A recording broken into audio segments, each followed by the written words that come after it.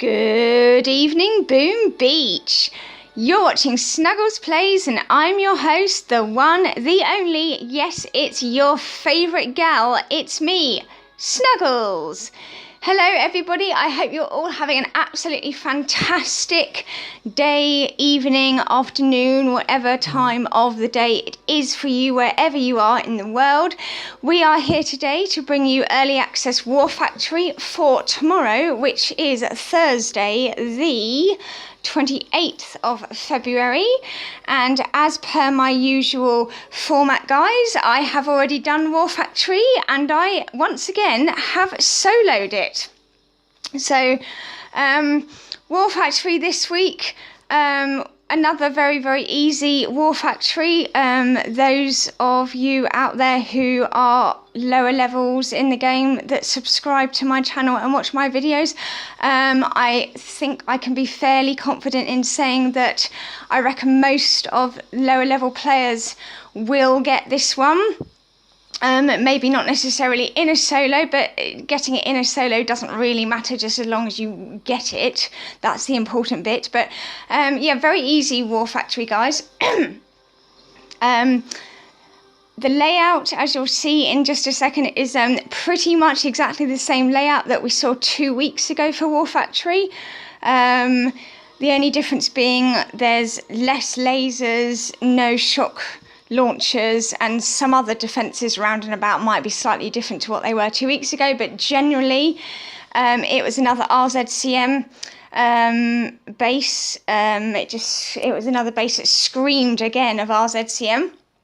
So I'm just going to so basically that's what I used, in case you were wondering, in case that wasn't obvious. So there you go, you can see my stats and figures there. Just successfully destroyed War Factory in one. Once again, as always, guys, I did not boost any of my statues for this. So this was unboosted, an unboosted solo takedown of War Factory. I used RZCM, as you can see there.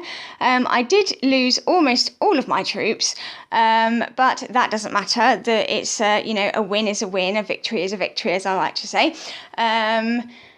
And this time I used Sparky with Critter Swarm instead of Kavan with his second wind and the pink zombie crew, just to mix things up a bit, really. Critters are always good on layouts like this. Anyway, without further ado, guys, I will just show you the battle here. There's not a lot to say about it, really.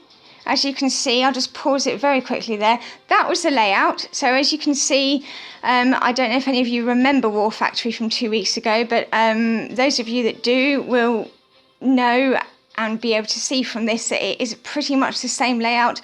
The only difference being where these Doom cannons were. I think there were lasers the 2 weeks ago. I think there was lasers where these that boom cannon and possibly these flamethrowers were as well. Also 2 weeks ago there was I think where this machine gun was, there was a shock launcher, and I think there was another shock launcher where that flamethrower was, and I can't remember if these defences up here were the same. But anyway, as you get the point, it was pretty much exactly the same layout. And as you can see, once again, it screamed for RZCM. So I'll just unpause it, and I didn't even have to think too much about this, guys. I literally looked at it for about a minute, said in my head, you know, oh, this screams for RZCM, and just jumped right in with not much thought. Didn't need to use Sparky to hack that rocket launcher, but if you want to do that, you can. I just got rid of it with barrage and artillery, and then I just threw all of my troops out on the beach there, set off a load of critters from Everspark to distract the cannons and whatnot. The only thing that I would say about how I personally did War Factory this week, if I was going to improve on my attack at all, I would probably say that I used too much gunboat energy at the beginning, spewing out critters, and therefore when I got to up near the core at the end and I needed to shock and or distract the doom cannons with critters. I didn't have enough energy for any more critters.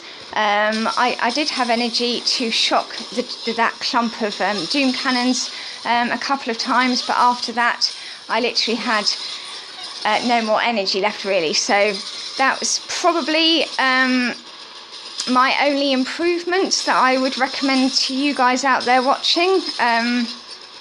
You know, if you want to copy the way I did it, I'd probably recommend don't use so much energy at the beginning spewing out critters. You do only have the cannons there, and they are only, they're just one-shot defences.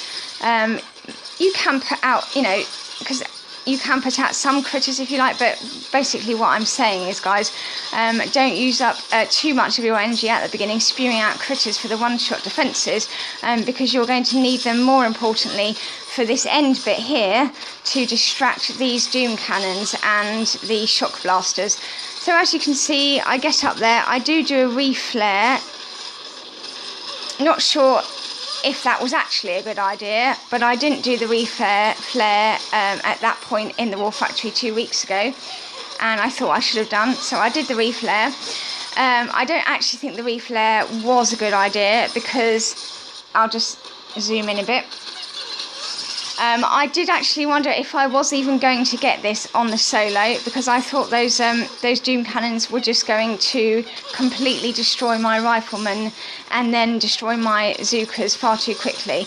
And as you'll see, and as you can see from watching this, those doom cannons do in fact destroy almost all of my troops. They do take out all of my riflemen, most of my cryos, most of my medics, and just over half of my Zookas. But it doesn't matter, guys, because we did get the win. We did get the win, as you can see. And boom, War Factory goes down in a solo. So there you go, guys. That was my take on War Factory this week. Very, very, very easy War Factory. I think if there's anyone out there who has not yet managed to get their first solo on War Factory, or not necessarily even solo, but if there's anyone out there who hasn't managed to, successfully destroy War Factory, this is the one for you guys. And as I said before, even like lower level players, definitely this is very easy for lower level players.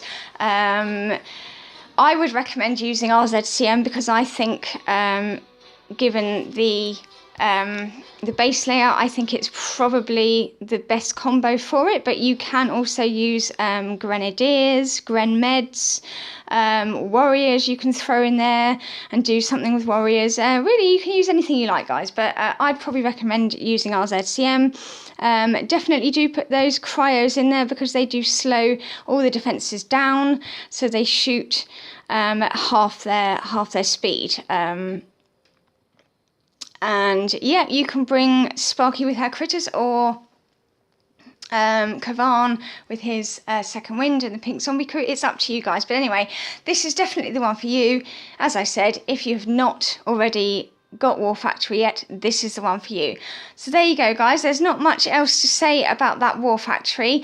There's a lot else that I want to actually talk to you about, guys. If you have not noticed, I will just turn the game volume down a little bit, because I feel like I'm seriously shouting at you. Something else I wanted to just go over quickly with you guys. Now, I know I'm a little bit late to the party on this, but I wanted to do my own summary of it anyway. But if you have not noticed, guys, if you've been living under a rock for the past 2 to 3 days and have not looked in your boombox, guys, Supercell has put out a Warships info, Ask Me Anything. Instead of a video, they've done an Ask Me Anything question and answer style thing on Reddit. In fact, I say that, do you know what, guys? I'm saying that, and I think they've actually taken it off.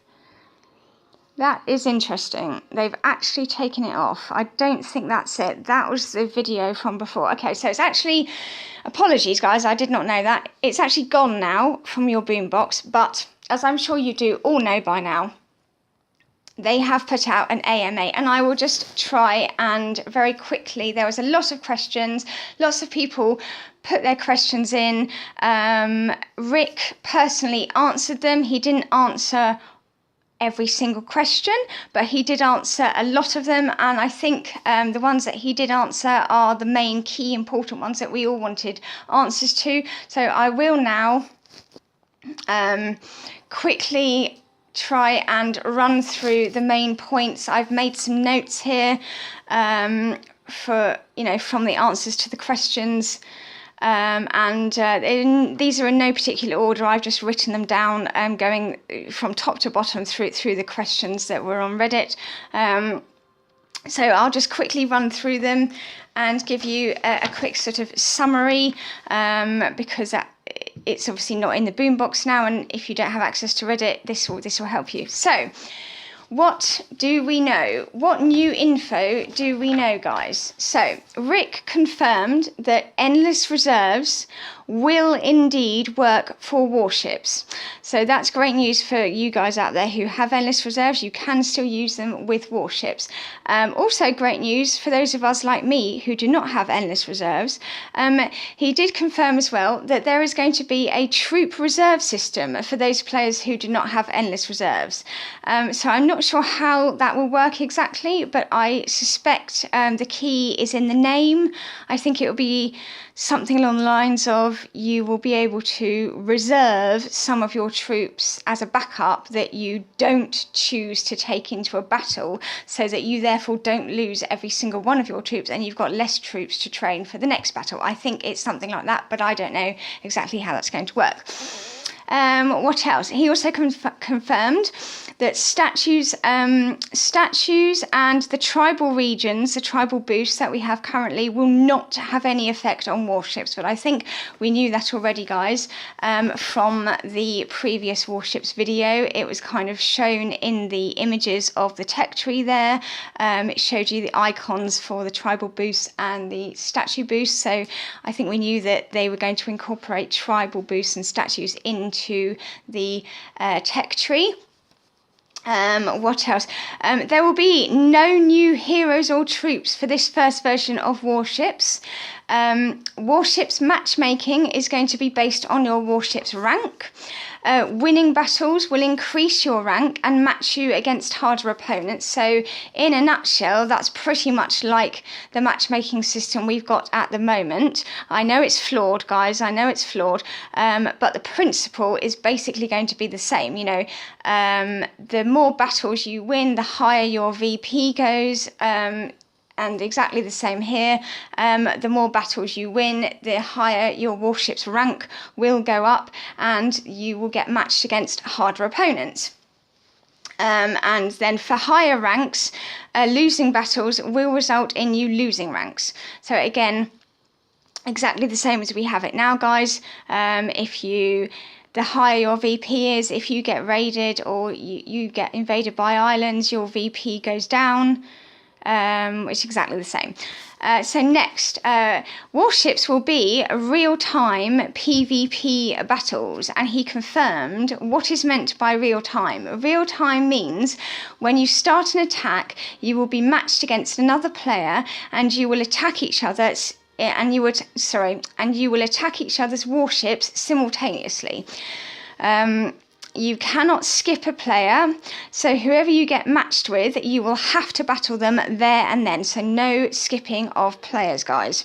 The engine rooms do not lose health when other buildings are destroyed, so that is something completely new and different to how we have it at the moment. At the moment, as you know, when you're battling other players in the game, if you do damage to other buildings on that base, it ultimately overall does damage to the headquarters, making it easier to finish off. That will not happen in warships. The engine rooms will not lose health when other buildings are destroyed. Moving right along, you will not get multiple attacks. on the warships. So because Supercell are trying to encourage new and creative troop combos and strategies. So even though there will be multiple engine rooms on warships bases, there will not be you will not get multiple attacks. You will have to wait until your opponent finishes their attack to get your battle results. And then the winner is decided on both your performance and your opponent's performance. So Rick says, try to focus on performing better than your opponent and destroying as many engine rooms as possible. Obviously, we know the key to winning that battle is the engine rooms. You have to destroy the engine rooms to win that battle.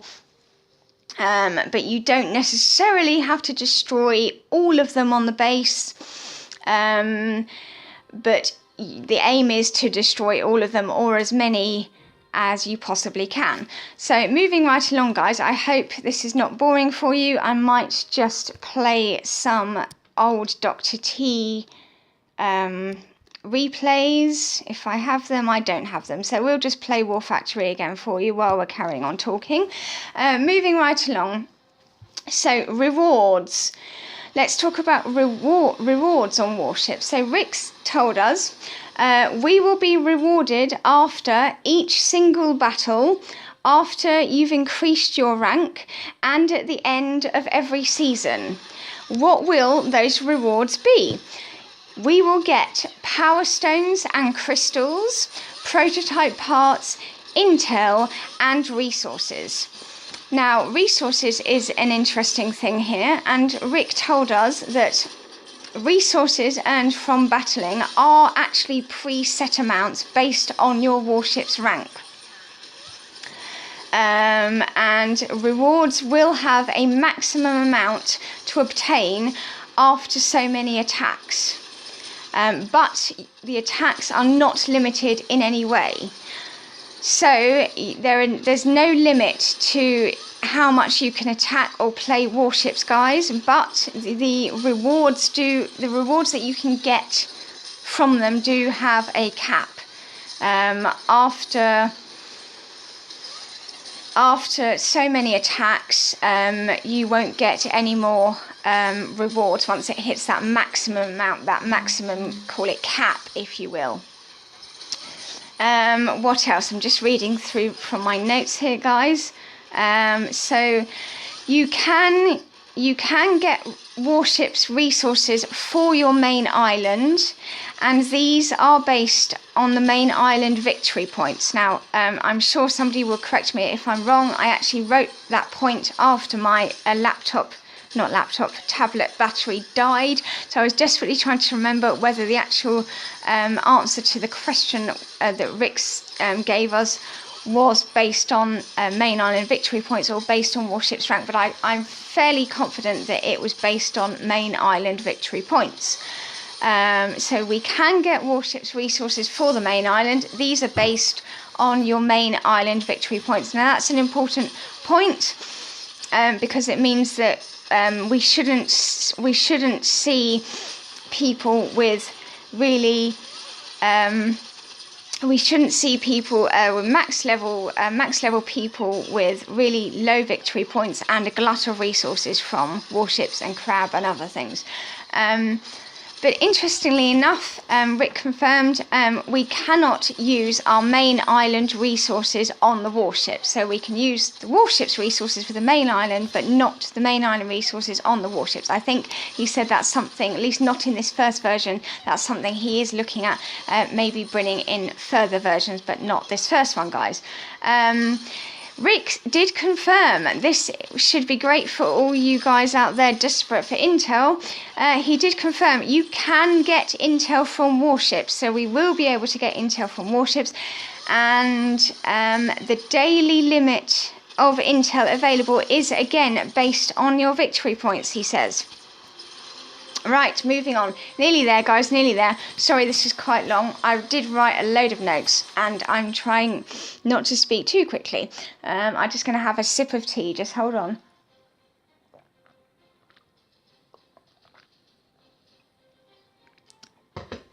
Okay, guys, let's just play that again while we're still talking. Right, moving on. The tech tree. Rick did confirm that the tech tree will, in fact, reset at the end of every season.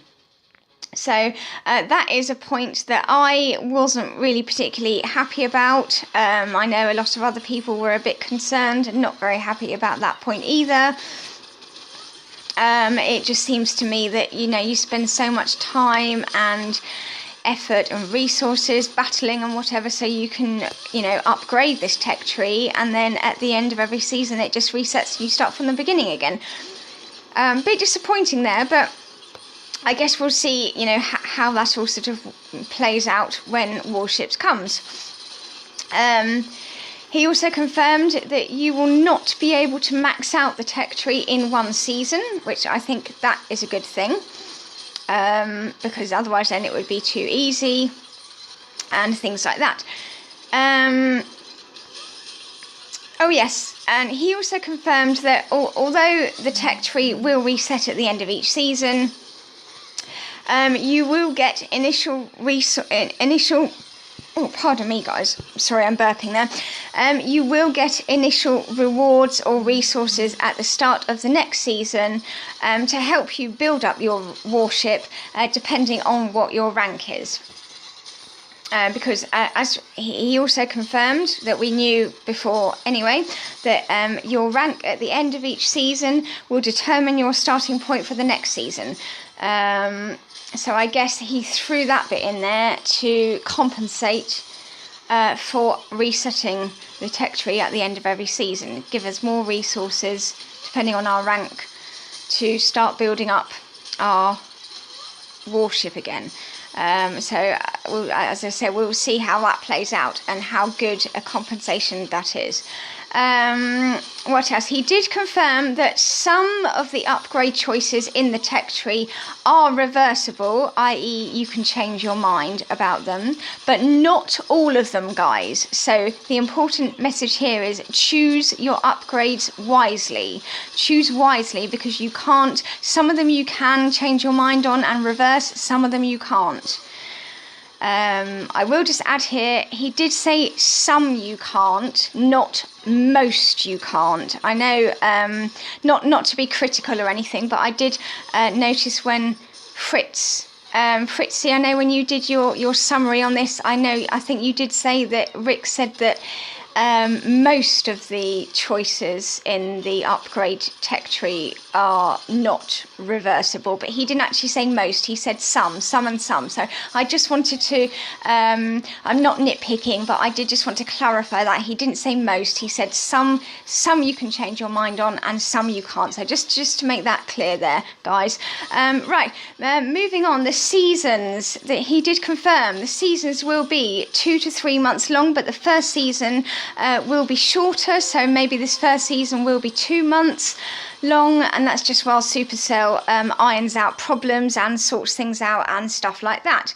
I'll just play this one more time, guys. I am nearly at the end here, so thank you for bearing with me while I'm talking. Right, yeah, and we've mentioned that. Right, so just a couple more points here and then I'm finished, guys. So he did mention that the warships will have no effect whatsoever on your operations, despite the fact that we are going to be given intel from warships. That fact will not increase the cost of operations and will not affect anything else to do with operations either. He said that warships will unlock around about HQ level 10, but he said that's not confirmed yet. They're still trying to decide the actual level of HQ when warships will be unlocked, but they are looking at around about HQ level 10. So that might change still, but round about level 10. And last but not least, guys, Rick confirmed that warships will be coming very, very, very soon. and to keep checking in to your in-game boombox, because he will be posting the date of release in-game in your boombox. So I know some of you out there will be disappointed that we still don't have an actual confirmed release date, but it does sound like, well, to quote Rick, it's going to be very, very, very soon. And that I believe him, and I think that is good. So guys, this video is probably really long now. Yeah, okay, this video is 25 minutes long now. You're probably bored of this Warships? No, of this War Factory video. I hope that's helped you to kill War Factory for your first time ever, because it's one of the easiest War Factories we've had for a while.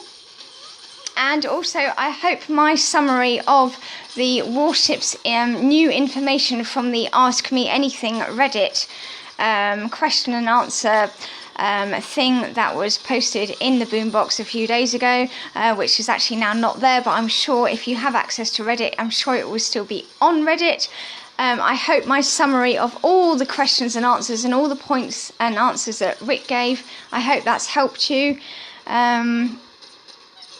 to know a bit more about Warships. And I think from now on in, I don't think we're going to get any more you know, sneak peek info updates. I think the next thing will be Warships actually arriving. So guys, I'm very excited for that. I hope you are too. I hope you enjoyed the War Factory solo video takedown. Hope you enjoyed the Warships AMA summary of the info, and I don't think I missed out any key points there, but I'm sure people will let me know if I have. I did read through all the questions and answers several times, but I think I've got all the main points there, guys. And so yes, that's it. There's nothing more to talk about. Oh, there is one more thing to talk about. Sorry guys. As you know, guess who's here, guys? Or guess who's appeared?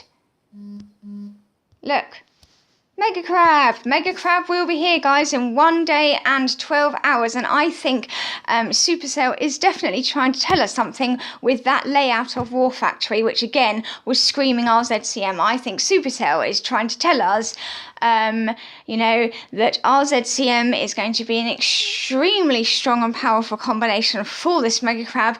As you've probably all seen by now as well, we have had sneak peeks of the Mega Crab from Zmot, OP Destroy, and the Chicken, where it was confirmed the levels of the statues.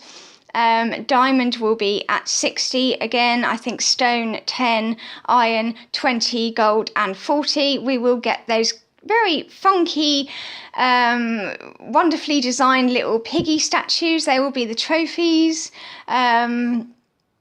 And yeah, not much else to say about that either, guys, other than that. I hope you are all ready and prepared, guys, for the Mega Crab and for Warships. That's it. That's all from me. I've talked long enough now. Thanks for staying with me if you are still here this long, and I'll see you in the next video. And guys, don't forget, keep booming. That's it. That's all. Snuggles is out. Bye.